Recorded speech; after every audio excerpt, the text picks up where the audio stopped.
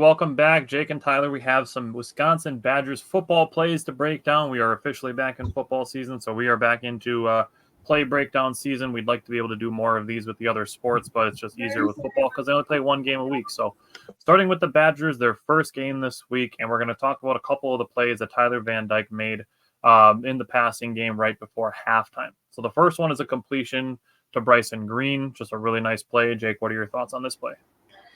So the first thing that you notice is it's a levels concept. So you got tight end 37 right there, and you got wide receiver number 9, Bryson Green right there, running the same route and basically making that corner 21 make a decision. Is he going to take the inside route or is he going to take the outside route? You can tell that it's cover 3 from the corner on the top of your screen here. Is just continues to back up. So with this being a zone coverage, this is a great play call by Phil Longo, in my opinion, and a great timing and decision making by Tyler Van Dyke. Both the guys about a yard apart, and you just make that corner play in the middle, and then for Van Dyke, you just pick your poison at that point. Obviously, 47's playing underneath our tight end on that play, so you just throw that thing out there to Bryson Green. It's like pitch and catch, and you get a first down. That was a big time throw right there. Yeah, and put it right on the hands. And there's no chance, regardless of what happens with this play, there is no chance that anybody but a Wisconsin player is getting a hand on this football. Yep. So the next one is another play right before the half. This is another Tyler Van Dyke play. This is on third down, actually, this play happens. And this is a great play by Tyler Van Dyke and Tretch Kekahuna. And I'm going to say this. I said this to you before we started recording. If Patrick Mahomes makes this throw, people are freaking out. Yeah, that is great balance and arm strength by Tyler Van Dyke. Yeah, that was a really nice throw. That throw right there gave me all the confidence in the world that they're going to figure things out on offense. And, we're going to get into it on our episode on Wednesday. But Van Dyke made some good throws. And I have full confidence that the Badgers offense will figure it out. They had a ton of yards. They just got to finish in the red zone. Yep. So the other part of this play that I wanted to, break down and talk about, and I put this into some super slow motion so we can see it, because I am so high on Tretch Kekahuna that you can see as he plants his foot, this middle, he's on the far left of the screen. There's number 3 at the top. The far left of this trio here is going to take 2 steps backwards, and Tretch is just going to leave him in the dust. And then the safety is going to try to help, and he's also going to be left in the dust. Mm-hmm. So 21 and 3 are both chasing Tretch, and there's nobody near him. He has like game-breaking superstar level speed. Yeah, could you back that up to that same frame? So right here, this is fine. Right here is fine. So if you see right here, there's a miscommunication between Western Michigan defenders. So the guy who's on the inside should really be taking Tretch, but he doesn't. The outside guy ends up going with Tretch, which the safety's then in kind of like oh shit mode, where now 21 has to run over his guy, and the safety's not there to help. So, I mean, just a beautiful play. This is why offenses run bunch sets so much, because it makes it so much harder in zone and man situations if there's not communication. So I just want to throw this out here because we're looking. You can see this is 34. This is Jackson Aker. Now that the safety is chasing Kekahuna, that could be a potential like lollipop throw over the middle for maybe a touchdown. Yeah. Or Will Pauling, if he ends up on, say, a linebacker on this player who is now chasing Will Pauling on the left side of the screen here, if that ends up being, say, a linebacker, and Will Pauling is running away from a linebacker, that could also be an over-the-top play. This type of play, this exact same play, could be revisited and thrown to 2 different players in 2 different spots on the field, and both could go for big gains. Yep. So the next play that we have to break down is a quote-unquote almost interception by Tyler Van Dyke. I saw a lot of people complaining that Tyler Van Dyke almost threw this many picks, or he almost gave the ball away to the opposing defense if they could have held on to it. This is one specifically that I want to talk about. So this one happens in the third quarter. Now, Tyler Van Dyke does a really good job in the pocket and getting out of the pocket. And this ends up being a quote-unquote almost interception. But we need to talk about something that happens here. If Riley Nowakowski does not fall down, this defender is not turning around to look for this ball where it ends up going. That is being grossly overlooked for people who are complaining about Tyler Van Dyke and this throw specifically. because if Riley Nowakowski is on his feet, this defender is not turning around to look for the football that is going 5 yards beyond him. And second part of this, if that defender is not here, this is going to be a dime. That's going to be an absolute dime. So this is just an example here. Tyler Van Dyke had a quote-unquote almost interception, sure. But if his guy doesn't fall down, Riley Nowakowski doesn't fall down, this is going to be a dime to Will Pauling, and the Badgers are going to be inside the 5-yard line. Yeah, that was right on the money. Now people are going to be like, it was a wobbly throw. Okay, he also had to break a sack and then was getting hit as he threw it. This is great pocket presence, in my opinion, to step up and get out of that. Dude, that was absolutely going to be oh my God. Dude, that was going to be a dot. Yeah. This Badgers offense, for all the people that were complaining this last weekend, during the game, even still after the game, they got a lot of yards and they have a lot of potential. The potential with Tyler Van Dyke at quarterback, a guy who likes to stretch the field, which is something that, we've all advocated for. And obviously he's not afraid to make any throw on the field. So the potential for this offense is outstanding, and you see it on this play. Just this play has a lot of potential when you think about it. Now he's going to make a throw, either this week or against Alabama, where he's rolling out to his right and he throws one and it's going to go right to the corner of the end zone, and a guy's going to drag it, get that toe drag swag, and everybody's going to be like, oh my God, Tyler Van Dyke, what a throw. And we're going to come back to this throw and be like, yeah, we saw it coming. Yeah. The next play that we have is another Tyler Van Dyke throw that ends up just in the perfect spot. Now, this one is to Tretch Kekahuna. This is another one of the throws that Tyler Van Dyke made that only a player from Wisconsin was getting their hands on. This was just a fantastic throw and catch by Tyler Van Dyke to Tretch Kekahuna. So, Jake, give me your thoughts on this play. So I think you perfectly said it. Only a Badger was getting his hand on it, and this is as clear as it's going to get that only a Badger was getting his hand on it. Also, great body control from Tretch. That guy is just an athlete. He could jump, he can run. He's obviously a good route runner. He has good spatial awareness. And I feel bad for 21 because we picked on him twice now in these play breakdowns. And it's just like, buddy, I'm sorry, you're going against Tretch. And in my opinion, that guy he has NFL potential, in my opinion, just his quickness and his lower body strength. Now, I am a little bit ahead of the curve on that, in my opinion, but look at that accuracy. Oh, my goodness, dude. That is just perfect. You can't get any better. Throwing this ball from, too. Yeah, on 3rd and 11. That's right the money hash to the left sideline. And the hash marks are wider in college football than they are in the NFL. Yes, they are. That's a far throw, even though it's only going about 13 yards in distance.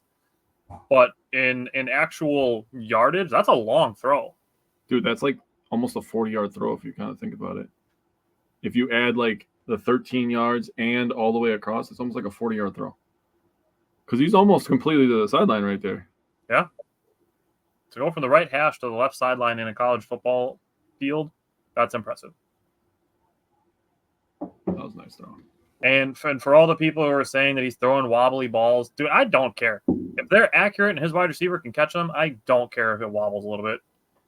The tightness of a spiral, the aesthetic of it, it does not affect me. If the quarterback and the wide receiver are on the same page and they're making plays like this and the ball placement is this good, I don't care. The next play that we have is a 2-for-1. It's a touchdown and a 2-point conversion. This is Tawi Walker. This is what he was brought to Wisconsin for. It takes 5 Western Michigan defenders to bring down Tawi Walker.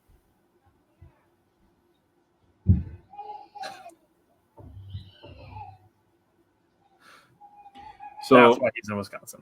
Yeah, so my opinions on this play, when you go to the start of this play, if you could. So watch the offensive line. They get about 2.5 yards of push here. Push everybody from the front 7. Here they go. Look at that. Look at that. That's almost 2.5 yards. Look at that. That is just a mass of human beings. You know what I like about this too? And even just especially on this frame, you can see a line of red. Yep. And then you get to the next part of the play. The thing that separates good running backs from great running backs is their ability to break tackles or make people miss in the hole.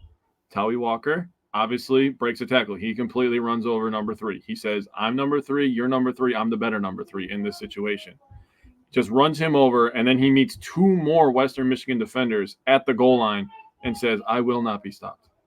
You know what I really like about this part of this play specifically is we're looking at this as Towie Walker is meeting this defender in one-on-one.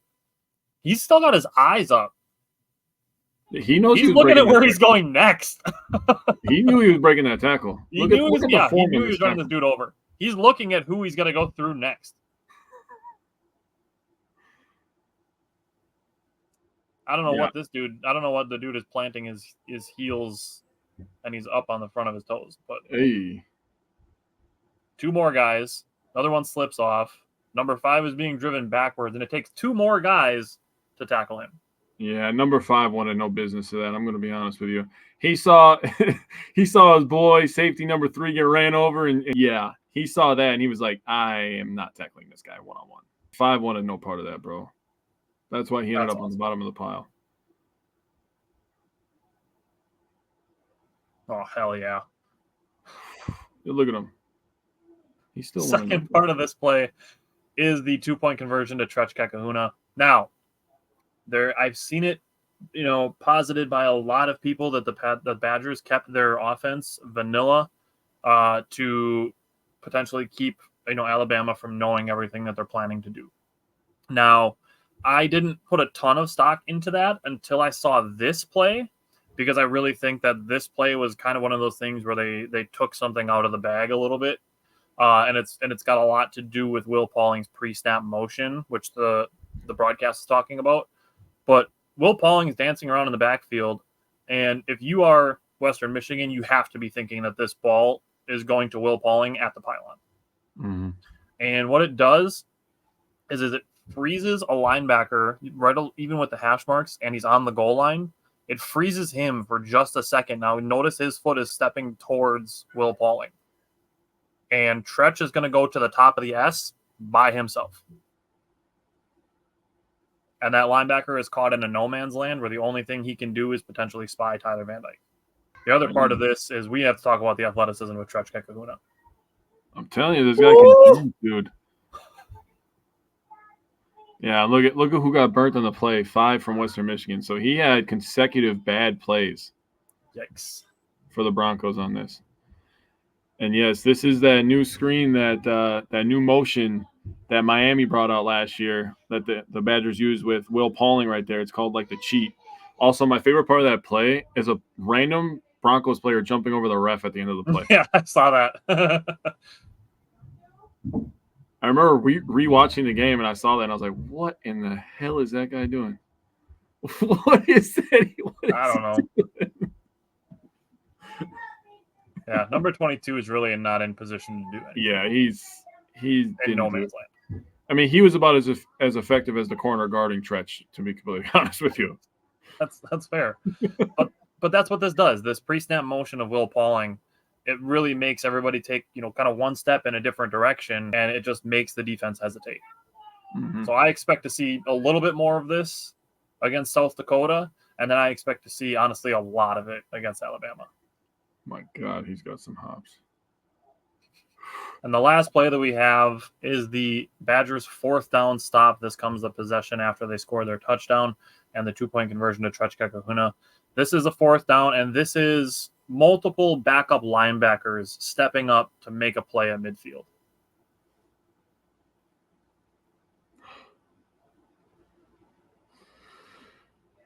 Love to see it. Now it's Aaron Witt and it's Christian Allegro. So Aaron Witt is 59 and Allegro is 28, who's jumping over the top, just clogging the middle, and it's the two of them that keep Jalen Buckley from going forward. Got to give credit to the big boys up front. They completely take out the old line of Western Michigan and allow the linebackers to just be linebackers, let them flow free and go make the play. So watch all the big boys up front here. He just stays low, takes out the center, the right guard, and then it's just a pile. The running back has nowhere to go. And that was just old school Wisconsin football right there. So we cannot go through this play without giving a shout out to Aaron Witt, who was one of the two people who made this big time stop for the Badgers that essentially won the game for them. He had some very sad news earlier in the week, lost his mother. Just I can't imagine going through that type of pain and then having to play an emotional football game like this. But shout out to him, and hopefully he keeps making plays like this the rest of the year. Yep. And then a much less intense shout out, but a shout out to Christian Allegro, who is in this game because Jaheim Thomas was banged up earlier in the game. So join us every Wednesday. We're going to recap all of the Badgers football games. We're going to preview all of the Badgers football games every Wednesday. Join us for more Wisconsin Badgers play breakdowns during the season and for all the recaps and previews every Wednesday, and we will see you then.